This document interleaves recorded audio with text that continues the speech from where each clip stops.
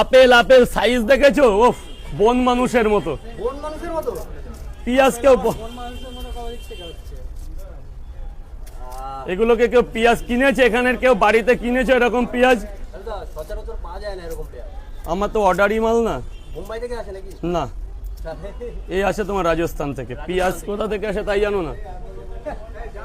আগে তো তোমার মুম্বাই থেকে আসে। না না, ওটা তো আলাদা ছিল, এটা জাত আলাদা। এটা থিম্পু থেকে আসে। থিম্পু নাম শুনেছো? থিম্পু কোথাকার নাম?